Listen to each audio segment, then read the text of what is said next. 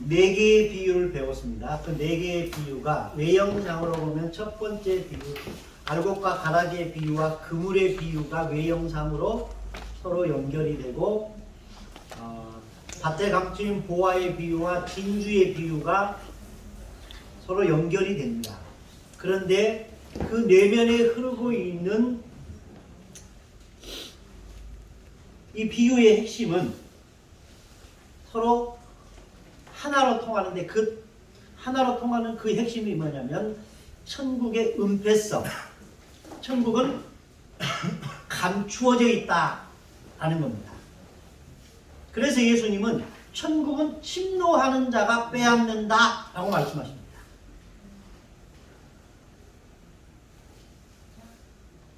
여러분은 이 천국의 은폐성을 이해할 때 우리는 이 은폐성을 이해할 때 어떻게 이해하는가? 보고 싶다고 다 보는 거 아니에요. 보인다고 다 보는 거 아니에요. 보고 싶은 것만 보는 거예요. 들린다고 해서 여러분들이 다 듣는 거 아니에요. 듣고 싶은 것이 들리는 거예요. 그러니까 천국은 찾고 싶은 사람에게만 보여지는 것이다 라는 겁니다. 김성대 목사님 댁이 어디세요? 수원이요. 수원이요. 여기까지 오는데 1시간 좀 넘게 걸리시겠네. 예. 오시면서 뭘 보셨어요? 네. 오늘 길을 잘못 걸었어서. 그러니까 결국 본 게 아무것도 없다는 거예요. 그러니까 왜 아무것도 없을까요? 보고 싶은 게 없었기 때문에 그런 거예요. 그것만 보고 싶어. 그러니까 이 밭에 감추인 보화를 찾는 사람도, 진주 장사도, 그물질하는 어부도 자기가 보고 싶은 걸 보는 거예요. 그게 천국의 특성이라는 겁니다. 그러면 누가 그것을 보느냐? 하나님의 자녀들만 볼 수 있다라는 겁니다. 자, 주제를 바꿔서 무자비한 종의 비유, 마태복음 18장 21절에서 35절까지 내용입니다. 자, 이쪽이 홀수, 이쪽이 짝수. 저를 읽겠습니다. 21절, 22절. 시작. 그때 베드로가 나와 이르되 주여 형제가 내게 죄를 범하면 몇 번이나 용서하여 주리이까 7번까지 하리이까. 예수께서 이르시되 내게 이르노니 7번이나 그러므로 천국은 그 종들과 계산하려 하던 어떤 임금과 같으니 갚을 것이 없는지라 주인이 명하여 그 몸과 아내와 자식들과 모든 소유를 다 팔아 갚게 하리 하니 그 종이 이르되 내게 참소서 그 종이 나가서 불쌍히 여겨 도와주며 그 빚을 상감하여 주었더니 그 종이 나서 자기에게 100달러 빚지시는 사람을 만나 붙잡고 이르되 빚을 갚으라 하매 그 동료가 엎드려 간구하여 이르되 나에게 참아 주소서 갚으리이다 하되 허락하지 아니하고 이에 가서 그가 빚을 갚도록 오게 하거늘 그 동료들이 그것을 보고 몹시 딱하게 여겨 주인에게 가서 그 일을 다 알리니 이에 주인이 그를 불러다가 말하되 악한 네가 이기에 내가 네 빚을 전부 갚아하였거늘 내가 너를 불쌍히 여김과 같이 너도 내 동료를 불쌍히 여김이 마땅하지 아니하냐 하고 주인이 원하여 그 빚을 다 갚도록 그를 어떻게 늘리느냐 너희가 각각 마음으로부터 형제를 용서하지 아니하면 나의 하늘 아버지께서도 너희에게 이와 같이 하시리라. 아멘. 이 비유는 세 단락으로 구성되어 있습니다. 첫 번째 단락은 21절과 22절입니다. 베드로는 예수님에게 이렇게 질문합니다. 형제의 잘못을 7번까지 용서하면 되겠습니까? 라고 말합니다. 이 베드로의 제안은 율법이 말한 것보다 훨씬 늘려서 말한 것이다. 베드로가 칭찬받고 싶어서 이런 말을 했을지도 모른다. 그러나 예수님은 전혀 다른 대답을 하셨다. 7번만이 아니라 7번씩 70번이라도 용서하라는 것이다. 이걸 문자적으로 해석한다면 490번이라는 의미가 된다. 용서가 끝이 없다는 말이다. 이것은 다시 다른 말로 한다면 용서의 생활화입니다. 용서의 생활화. 두 번째 단락은 23절부터 34절까지다. 예수님은 이 용서에 대한 문제를 비유로 구현하여 설명하셨다. 천국은 어떤 임금이 회계 결산하는 것과 비슷하다는 것이다. 임금의 하인들이 1만 달란트를 빚진 사람을 데려왔다. 그 돈은 천문학적인 액수다. 달란트는 예수님 당시 유대와 로마 사회에서 통용되던 화폐 단위 중 가장 큰 단위의 화폐 단위였다. 자, 우리나라 화폐 단위 가운데 제일 큰 건 얼마예요? 5만 원. 아니 그거 있잖아요. 백지수표? 화폐 아니지. 우리나라 화폐 단위 가운데 가장 큰 액수는 5만 원입니다. 미국은 100달러. 100달러. 우리나라 돈 약 10만 원 정도 되는 겁니다. 그래서 우리나라는 자기 앞 수표, 이 수표는 추적해요. 그래서 누가 썼는지 그게 가능해요. 찾아내는 게. 근데 현금은 추적이 안 돼요.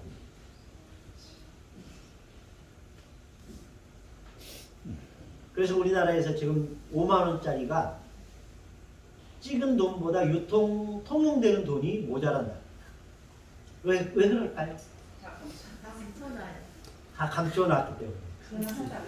미국도 갔고. 주머니에 하나 없어요?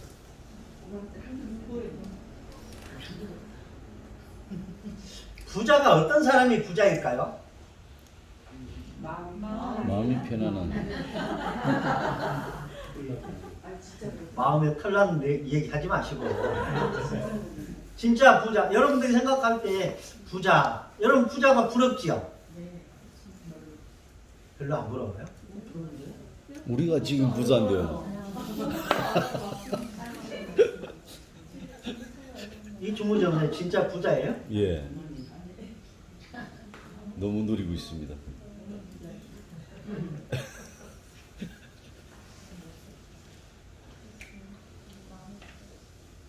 아무것도 없으면서 부자라고 하니까 할 말은 없어요. 그러니까 부자죠.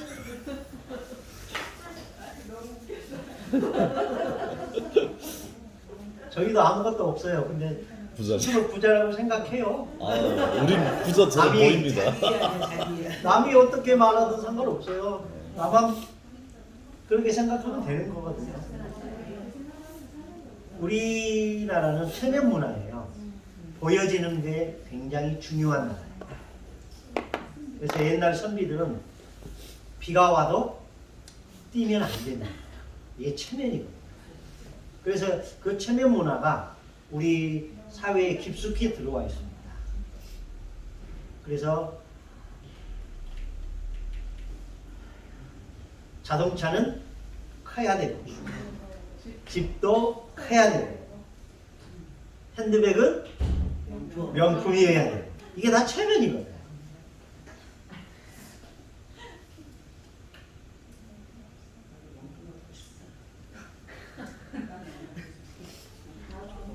제가 여기 얘기 들은 게 있는데 여기 서울의 부자동에 가보니까 그러더래요. 모두 모였는데 다 뭐 잠바바람에 뭐 보통 옷 입고 나왔는데 그 사람들이 입에서 나오는 말들이 굵직굵직한 그래 그럼 내가 할게 이런 식으로 하더라는. 근데 그뭐다 버떡버떡 하는 데 가보니까 겉으로는 다 정말 명품 가지고 가는데 말에 실속이 없고 그렇게 대조되더라는 그 들었거든. 있는 사람은 속으로 차 있고 없는 사람은 겉으로 보이려 하고. 일리 있는 말이지요. 여러분들 지난주에 끝났다는 원더우먼이라는 드라마 보셨습니까? 끝났대요. 봤어요 중간에. 중간에 가고. 여기 오면 대화가 안 돼요. 다들 거룩해가지고 드라마를 안 보지. 봤어요 봤어요. 신문은 보는지 모르겠는데 텔레비전은 안 봤어. 대화가 안 돼. 봤어요 알아요. 봤어요. 근데 그 드라마를 보면 저는 봤거든요. 드라마를 봤는데 부자가 참 불쌍하더라고요. 아버지가 딸을 못 믿고 누나가 동생을 안 믿고 남편이 아내를 안 믿어요. 그리고 그들이 서로를 볼 때 경쟁의 상대예요.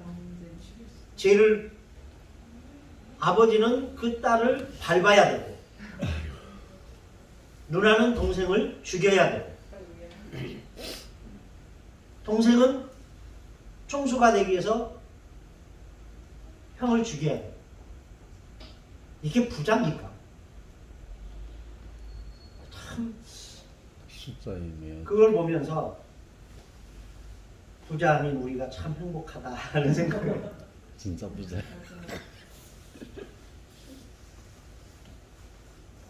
그래도 여러분 부자 되고 싶으시지요? 하나님 믿는 부자.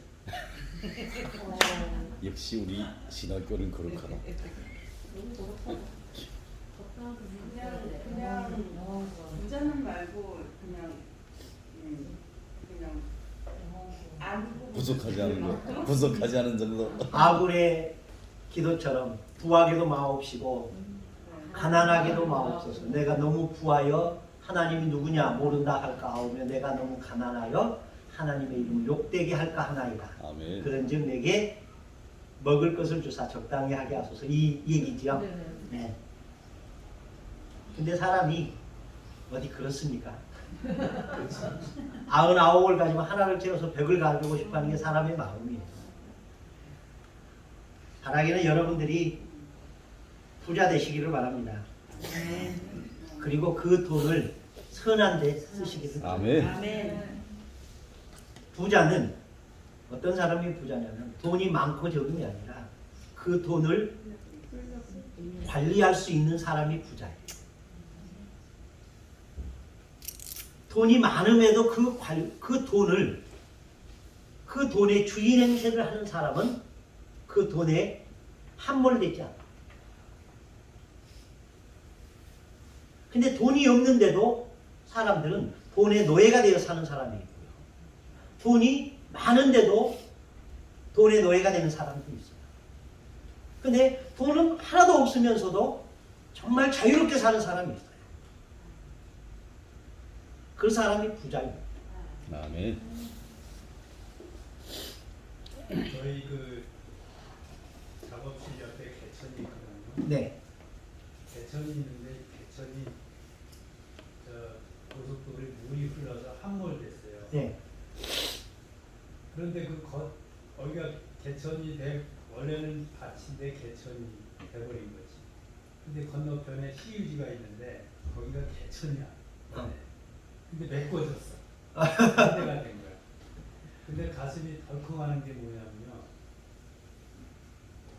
나는 유실이 됐는데 저 시유지 땅을 내가 원하는 거야. 불화를 받으려고 원하는 거야. 네. 근데 저걸 나한테 하나님이 붙여주면 내가 가슴이 두렵다. 그러니까 부자가 되는 게 싫은 거야. 그러니까 두려운 거지, 두려운 거. 준비가 안 됐고 그런 얘기예요. 많은 걸 보여왔습니다. 생각하는 나를 풀어도 출석을 해. 차원이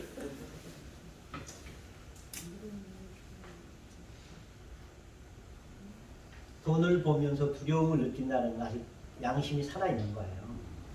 할렐루야. 근데 그것마저도 없으면 돈의 노예가 돼요. 네, 돈의 노예가 되면 아무리 부자여도 노예예요. 가난한 사람. 돈으로부터 자유로운 사람이 부자예요. 그게 패턴이 되면은 제가 권리가 있거든요. 네. 그러기 때문에. 근데 살다 보니까 저는 돈이 없어도 괜찮은데 우리 자식들은 돈이 없으면 괜찮지가 않더라고요. 그게 딜레마예요. 나는 내 신앙으로 이 정도여도 감사하다라고 생각할 수 있는데 우리 딸들은 이것보다 저것이 있었으면 더 편리한데 항상 그런 비교된 세상에서 살아요. 그래서 조금 더 많아도 괜찮지 않았을까 하는 생각들 가끔 합니다. 자, 계속하십시다. 1만 달란트는 얼마의 돈인가를 어제 이 강의를 준비하면서 계산을 해보았습니다. 성인 1달란트는 노동자 한 사람의 일일 품삯인 1데나리온의 약 6,000배에 해당하는 돈이다.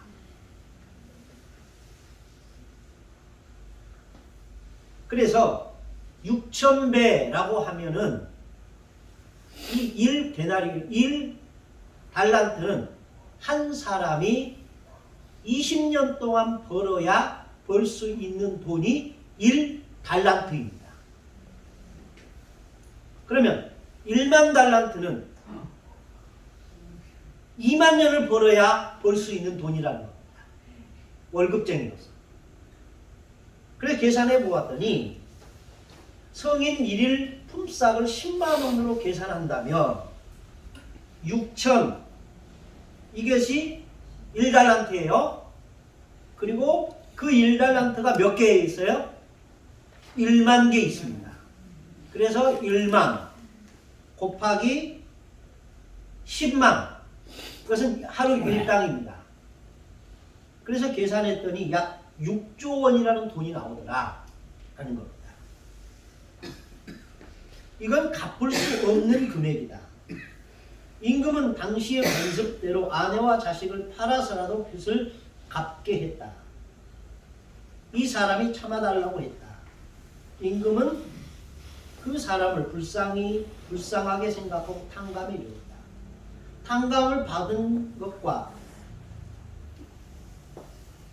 탕감을 받은 이 사람이 집으로 돌아오다가 자기에게 100데나리온 빚진 친구를 만났다.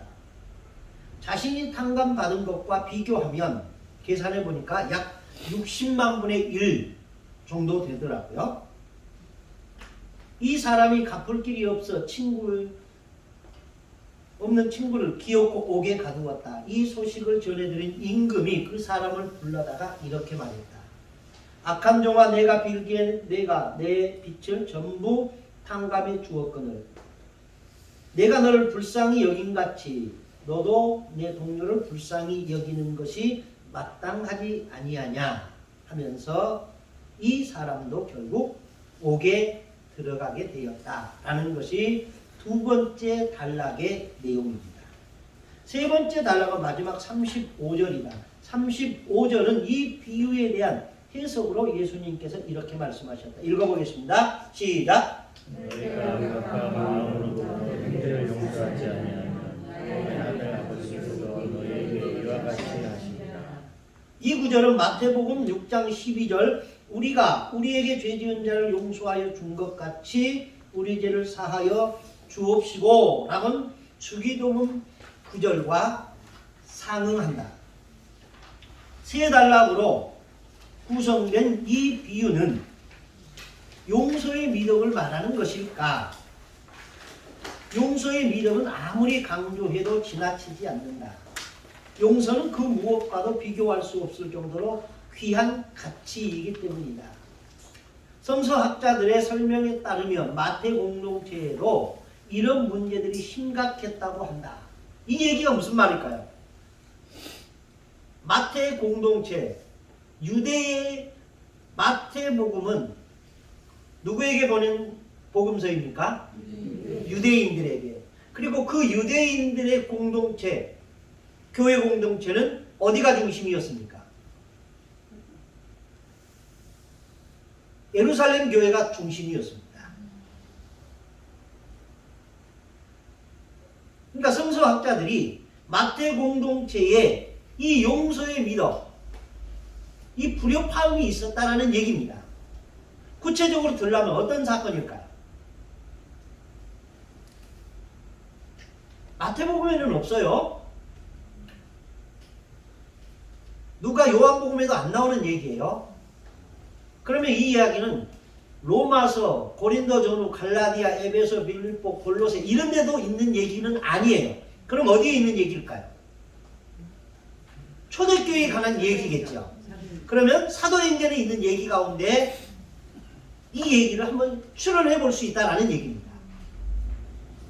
그러면 사도행전 얘기 가운데 예루살렘 교회에 관한 이야기는 전반부에 있습니다.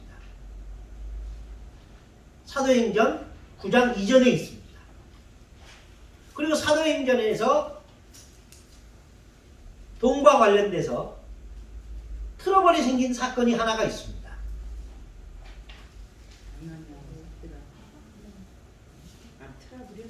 예.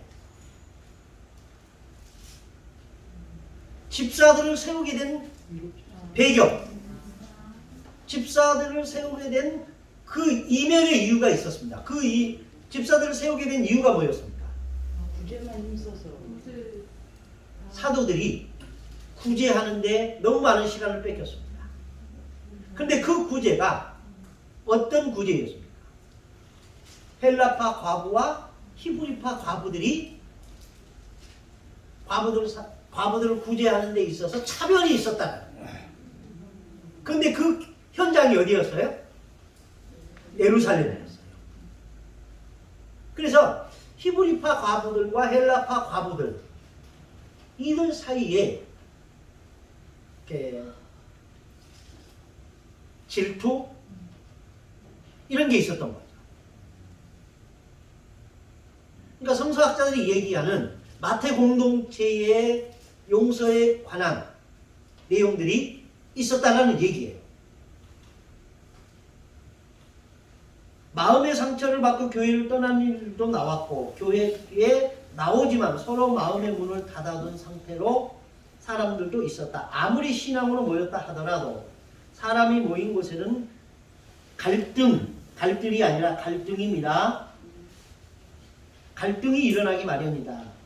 보이지 않는 무형의 교회, 즉 우주적 교회는 이미 승리하는 교회이고 절대적인 교회이지만 보이는 현실 교회는 여전히 전투 중에 있는 교회이고 상대적인 교회다.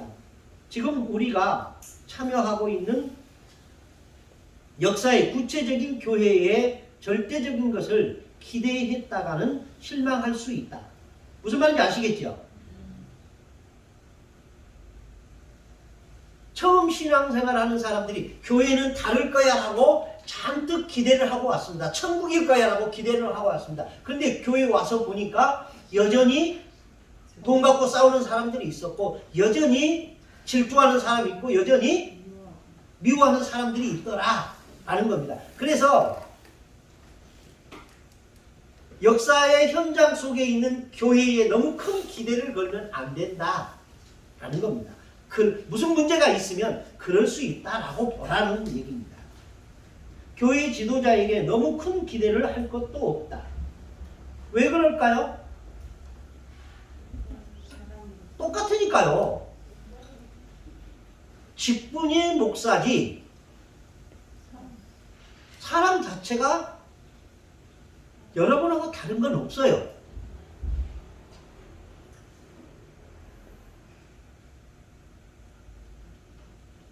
근데 다르기를 기대하지요. 근데 결코 다르지 않습니다. 왜 아느냐? 제가 목사거든요.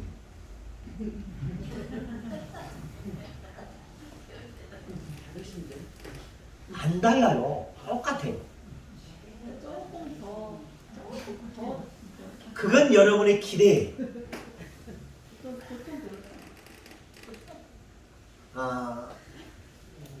대학 다닐 때, 대학원 다닐 때 저를 참 좋아하는 목사님이 계셨어요. 그분은 저보다 한 10살, 12살이나 많으세요. 그래서 지금도 만나면 다른 분들은 김 목사님 그러는데 그분만은 저한테 그래요. 경례 목사, 경례 목사. 형처럼. 근데 그분은 저를 천연기념물이라고 해요. 제가 술 한 번도 안 먹었다 보니까 여러분들 놀라셨죠. 그럼 놀랄 거 아니에요. 담배도 한 번도 안 피워봤습니다. 그래서 놀랄 것도 아니에요. 내가 정말 예수님을 구주로 영접하고 목사가 되겠다고 소원한 이후로 오락이라는 걸 안 해봤습니다. 하고 싶은 마음도 없었고요. 이제 그런 얘기를 공유하다 보니까 그 목사님은 항상 저한테 천연기념물이라고. 그래서 경례 목사는 여기가 있어야 할 사람이 아니라 중앙박물관에 이렇게 해놔야 될 사람이라고 그런 얘기를 해요. 그러면서 그분은 저한테 그래요. 김 목사 같은 사람이 총회장을 해야 되고 김 목사 같은 사람이 한기총 회장도 해야 된다. 그러면 교회가 달라질 거라. 그러면 사람들이 교회를 보는 게 좀 달라질 거라고 이런 얘기를 해요. 그럼 제가 그분이 그런 말을 지금 30년째 하고 있어요. 진짜요. 30년째 그런 얘기를 하고 있어요. 그러면서 만약에 김 목사가 총회장이 되겠다고 결심만 한다면 내가 내 사비를 털어서라도 스폰서 해줄게. 네, 그러시는 분이거든요. 네, 그런 얘기를 이게 둘만 있는 데서만 하는 게 아니고 우리 동창들 있잖아요. 동기들. 그 모임 자리에서도 우리 때가 되면 김 목사를 총회장으로 만들자. 이런 얘기를 공식적으로 하고 다니시는 분입니다. 근데 그 얘기가 처음에는 저는 농담인 줄 알았어요. 근데 그게 농담이 결코 아니에요. 그래서 제가 그 얘기할 때마다 제가 그렇습니다. 목사님은 저를 몰라서 그래요. 저를 아시면 36개 주행랑하고도 남을 겁니다. 진짜 그래요. 여러분들이 나를 몰라서 그렇지 나를 알면 강의 안 들을 거예요. 그러니까 여러분들은 큰 기대를 하지 마세요. 우리와 다를 거라는 기대하지 마세요. 우리보다 성경에 대해서 조금 더 아는 사람일 뿐이다라고만 기대하세요. 그렇지 않고 우리와 다를 거라고 기대하면 어느 순간 실망하게 되면 책임 못 집니다. 목사가 다를 것이다. 성도들은 기대를 그렇게 하죠. 그렇지만 결코 다르지는 않습니다. 똑같습니다. 그러니까 목사님들 보고 네? 똑같아요. 내가 목사인데 그러니까 여러분들 목사님 보고 실망하지 말라는 얘기를 하고 싶은 거예요. 그 기대치가 높으면 실망하게 되어 있어요. 그러니까 교회는 다를 것이다라고 생각하고 갔는데 교회가 똑같더라. 그래서 교회를 떠나면 누구만 손해요? 나만 손해요. 목사는 다를 것이다라는 걸 생각하고 목사님을 하나님처럼 대했어요. 그런데 목사님 알고 보니까 목사님 우리와 똑같더라. 아, 목사도 못 믿을 거야. 이렇게 해서 떠나면 누구만 손해요? 나만 손해요. 그러니까 그런 후회하지 말라는 얘기입니다. 그렇다고 해서 목사님들을 깔보라는 얘기는 아닙니다. 존경하세요. 어지러는 거예요. 존경은 하되 그때는 안 돼. 이성적으로는 생각하지 말라는 거예요. 우리와 별반 다를 것이 없어요. 그래서 성경에도 그러잖아요. 엘리야 그는 우리와 성정이 같은 자로되 우리와 같아요. 그런데 우리 이스라엘 사람들은 엘리야는 하나님 같은 줄 알았어요. 베드로가 어느 곳에 가니까 이 요바에 가니까 베드로에게 전하려고 하는 사람들 있잖아요. 그래서 베드로가 뭐라고 합니까? 우리에게 그러지 말라. 우리는 너희와 같은 자다라고 말하잖아. 근데 우리는 가끔 그런 환상에 젖어요. 우리 목사님은 달라야 돼. 자기 수준, 자기 커트라인을 거기다 놓고 보는 거예요. 그래 놓고 목사님 거기다 조금 해리면 비방하고 다닙니다. 그러지 마시라고요. 다른 예세요. 네.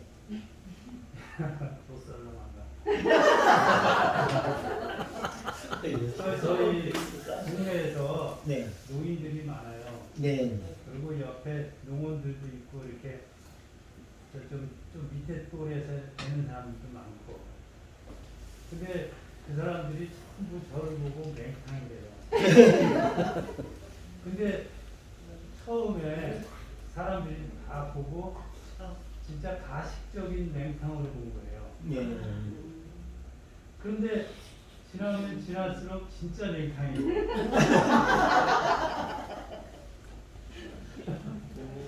그런 입장이에요. 그러니까 맹탕이니까 타고 넘어서 뭐라고 하냐면 여기 자기 농원 이사 오면서 내가 농사 짓고 뭐 이렇게 그 나무 하는 거 가르쳐 줄 테니까 나한테 200만 원만. 그러니까 맹탕한테 또 그냥 우리 연결이 그래서 웃고만 말았지. 너무 맹탕이면 안 돼요. 그래서. 분위기 말이야 이게 참 괴로워.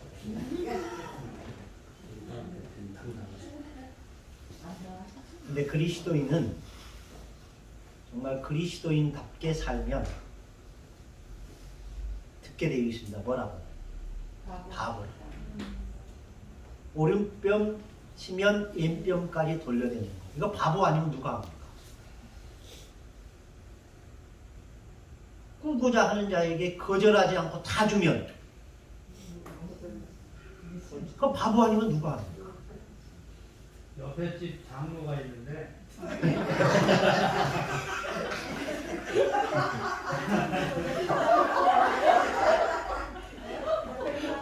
내가 이렇게 씌우지 밭을 이렇게 뿌리고 있거든요. 근데 이제 그걸 자기네가 선정하기 위해서 내가 이제 배추를 조금 뽑아놨더니 그 자리에다가 돌을 다 쌓아. 여기 사진이 있는데 근데 가만히 생각을 해서 나도 돌을 갖다가 거기다 다 던져놓을까 생각하다가 말자 돌을 내가 필요한 대로 다 옮겨놓자.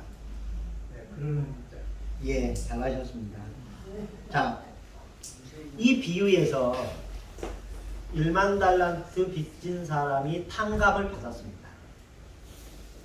그런데 그가 용서하지 않고 그 친구를 옥에 가두었습니다. 그러자 그도 어떻게 돼요? 옥에 가두었어요. 사람은 뿌린 대로 거두는 거지. 그래서 예수님이 비판받지 아니하려거든 비판하지 말라 라고 말씀하십니다. 자, 78페이지 위에서부터 8번째 줄 교회 지도자에게 너무 큰 기대를 할 것도 없다. 이 현실 교회를 있는 그대로 인정하면서 끊임없이 개혁해 나아가야 하는 이유가 여기에 있다. 그게 바로 종교개혁자들이 말한 에클레시아 셈퍼 레포만다, 즉 교회는 언제나 새로워져야 한다는 말에 담긴 뜻이다. 이런 개혁의 과정에 용서가 자리한다. 용서가 교회의 상처를 치유할 수 있다. 7번씩 70번까지 용서하라는 이 말씀은 용서의 영성을 상징적으로 보여준다. 490번에 90번 용서한다는 것은 단지 용서의 횟수만을 이야기하는 것이 아니라 그것은 용서의 뭐다? 생활화를 요구하신 것이다. 그리스도인은 이미 천국에 들어가서 사는 존재가 아니라 싸우면서 살아야 하는 이 세상에서 산다. 이 딜레마를 마틴 루터는 두 왕국론으로 설명했다. 루터는 그리스도인들은 동시에 두 왕국을 살아가는 사람이라고 했다. 즉 그리스도인은 이 세상의 왕국을 살면서도 동시에 하나님의 왕국을 살아가고 있다는 것이다. 그렇다면 우리는 하나님의 은혜를 입어 하나님 나라의 백성이 된 후에도 여전히 대한민국 국민으로 살아간다. 그리스도인인 우리는 제한적인 의미에서 하나님의 나라를 이미 살고 있으나 궁극적으로 완전한 하나님의 나라는 주님의 재림으로 이루어질 것을 믿는다. 이미와 아직 이 사이에 놓인 우리는 그러므로 늘 양쪽에 반쪽씩 걸치며 살아가는 인생인 셈이다. 이 이중적인 우리의 실존은 용서라는 윤리로 생각해 볼 수 있다. 용서의 윤리는 하나님 나라의 윤리이면서 동시에 세속 나라의 윤리이기도 하다. 하나님 나라의 윤리를 세속 윤리에 그대로 대입시킬 수는 없다. 그렇다면 세속의 윤리만으로 살아간다면 그것 또한 그리스도인이기를 포기하는 것이 된다. 하나님 나라의 윤리와 세속 나라의 윤리는 다른 방식으로 작동된다. 독일의 급진 종교개혁자이며 제세례파 지도자였던 토마스 윈처는 칼빈과 함께 이 두 왕국을 일치시켜보려고 시도했다. 윈처는 무력을 통해서라도 억압받는 농민을 해방시켜야 한다고 급진적인 생각을 했고, 칼빈은 제네바에서 신정정치를 실천해보려고 했다. 그러나 두 사람 모두 실패했다. 그 이유는 두 왕국을 무리하게 일치시키려 했기 때문이다. 이와 달리 루터는 이 둘, 즉 하나님 왕국과 세속 왕국의 질서와 윤리를 구분했다. 하나님이 영주에게 세속의 방식으로 통치하게 하셨다는 사실을 인정했기 때문이다. 그런 세속의 윤리를 교회가 지나치게 참견하지 말아야 한다는 것이다. 자, 긴 이야기를 했습니다만 이게 무슨 얘기인지 이해되십니까?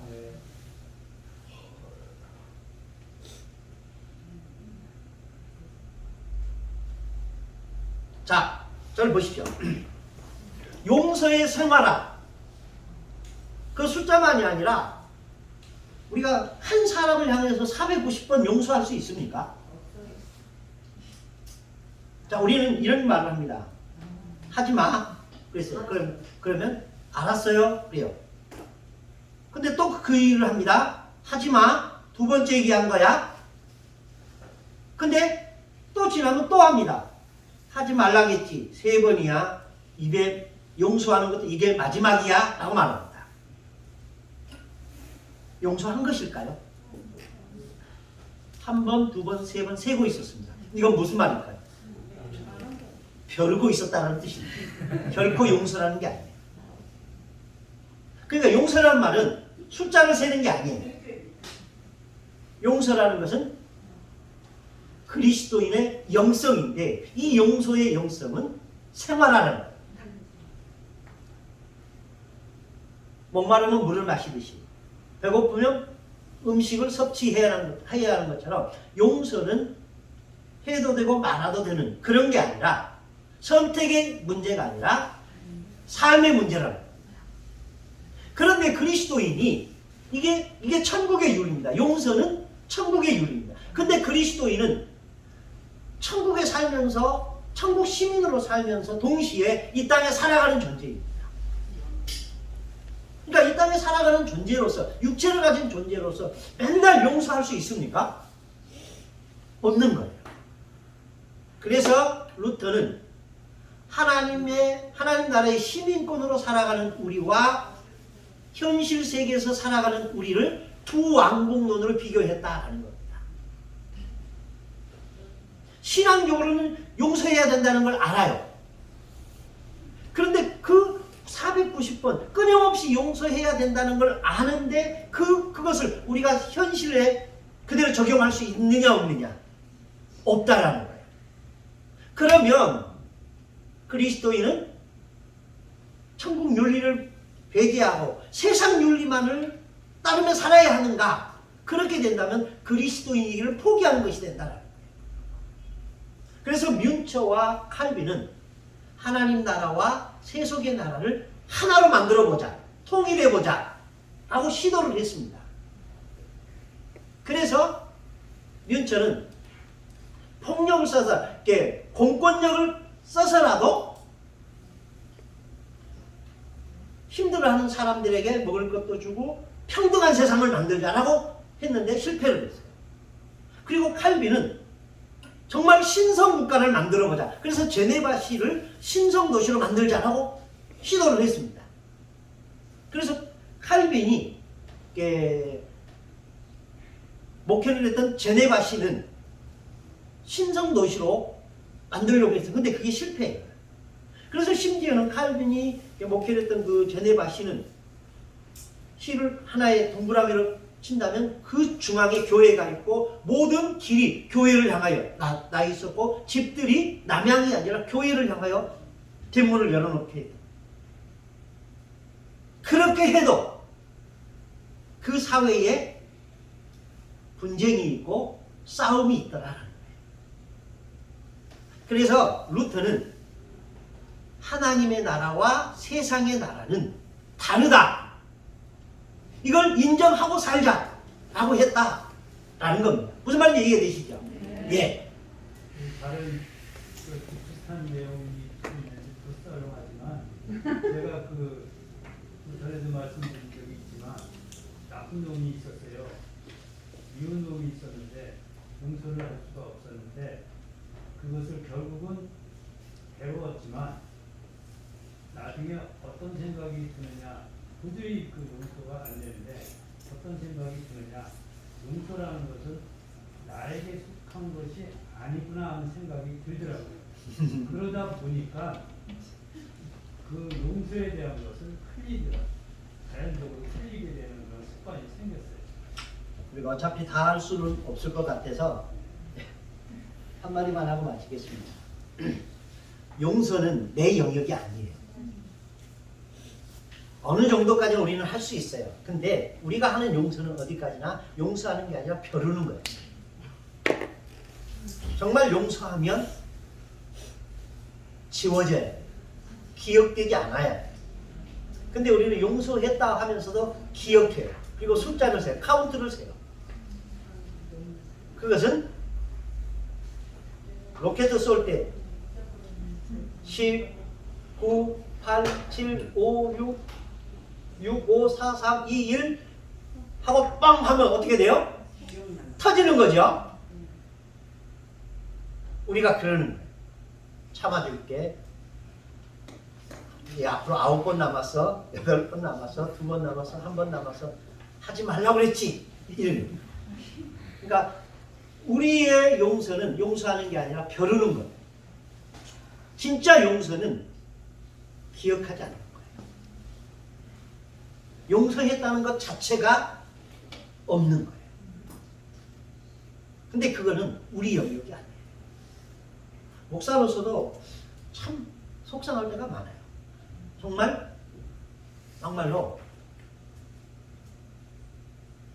심한 말로 저주하고 싶을 때도 있어요. 어떤 사람이냐면요, 교회에 오면 심판자처럼 뭐야? 이렇게 합니다. 문도를 감고. 설교 들을 때. 설교 내내 그래. 변함없이 10년. 그리고 또 어떤 사람은요, 설교만 시작하면요, 그리고 아멘 하면 깨요.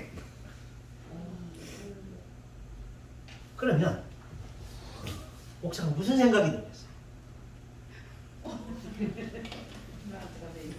이 설교 시간 내내 이렇게 하고 눈 지그시 감고 다리 꼬고 앉아서 설교를 평가하는 거죠. 그렇구나. 그러면 속으로 저게 하나님의 자식인가 마귀의 새끼인가 정말 그게요 스트레스예요. 그래서 어느 날은 기도했어요. 하나님 도저히 저 집사님은 내 그릇이 아닙니다.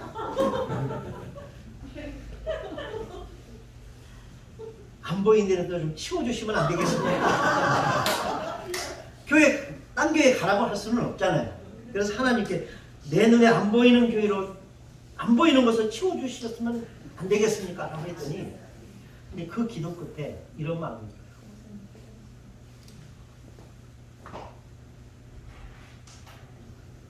내가 괜찮은데 네가 왜 이렇게 불편해하느냐. 그게 주님의 마음인 거예요. 그 불편한 다리로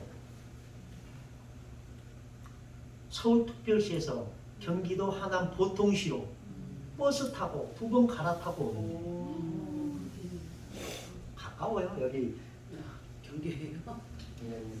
거기가 어디죠? 우리 차로 가면 10분이면 가고요. 네, 버스 타고 오면 40분에 와요. 상일동에서 다시 가야 되니까. 근데 그분이 용서가 안 되는 거예요. 항상 심판자처럼 평가자처럼 그렇게 앉아있는 모습이 젊은 나로서는 이해가 안 되는 거예요. 그래서 그런 기도를 했어요. 솔직히. 그랬더니 하나님이 내가 괜찮은데 왜 너는 불편해하느냐. 너라면 그렇게 불편한 다리로 여기 와서 볼 거 없는 이 조그만 교회에 섬길 수 있겠냐. 그러는 거예요. 그래서 다시 기도했더니 그 사람이 예뻐요. 그 사람이요, 버스 타고 교회 오는 게 그렇게 귀한 거예요. 설교에 대해서 지적한 적이 없잖아요. 왜? 없죠. 태도만 원래 태도가 근데 그분이 지금은 기도의 응답인지 모르겠습니다. 원주로 이사를 가셨어요. 원주요? 예. 근데 5년이 되셨어요. 그리고 오세요? 아니요, 안 와요. 근데 11조는 지금도. 귀하신 맞네요. 예. 제가 용서를 했다니까요. 내가 그분을 용서한 게 아니라 나를 용서했다니까요. 그래서 용서는 내 영역이 아니구나. 그러니까 기도하고 나서 그분을 다시 보니까 그분이 이쁜 거예요. 그분이 귀한 거예요. 그래서 제가 그 후에 집사님 왜 그렇게 이쁘세요? 그랬거든요. 그랬더니 그분이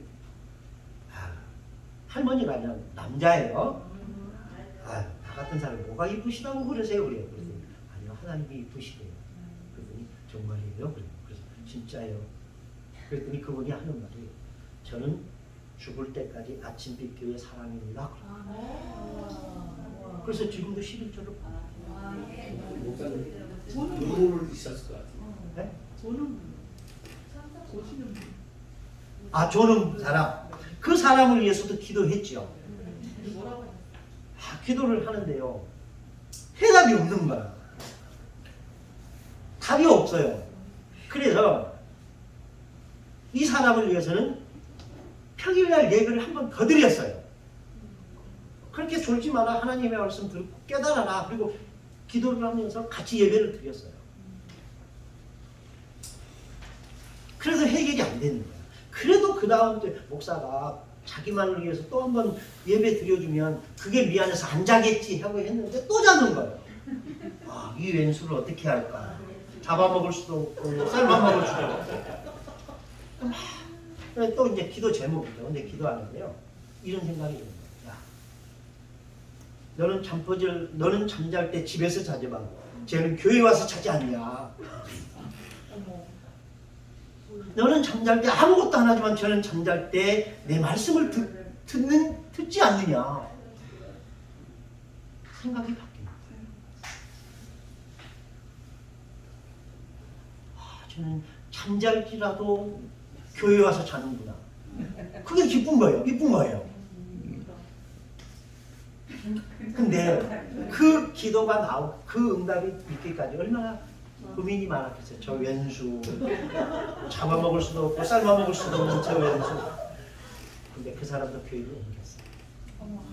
그러니까 목사가 마음에 기도할 때라도 악한 마음을 가지면 안 되겠다 그런 생각을 해요. 쉽지 않잖아요. 근데 그 졸면서 교회를 섬겼던 그 사람 참 교회를 잘 섬겼었어요. 근데 교회를 이사 가면서 교회를 옮겼는데 만나면 그래요. 아버지 같은 목사님. 근데 지랑 나랑 나이 차이가 3살밖에 차이 안 나요. 근데 아버지 같은 목사님이라고 그러고 항상 사람들한테 소개할 때 진짜 교회다운 교회라는 말을 해줘요. 우리한테 들으라고 립서비스로 하는 건지는 모르겠지만 어쨌든 그런 말을 해요. 네, 아까도 말씀드렸다시피 용서는 진짜 용서는 내 영역이 아니더라고요. 하나님이 하셔야만 우리가 하는 거예요. 이제 김성규 목사 나중에 목회하실 때 이렇게 꾸벅꾸벅 조는 사람 보시면 저처럼 그런 옹졸한 마음 갖지 마시고 저는 제가 많이 졸기 때문에. 예수님 마음을 위한.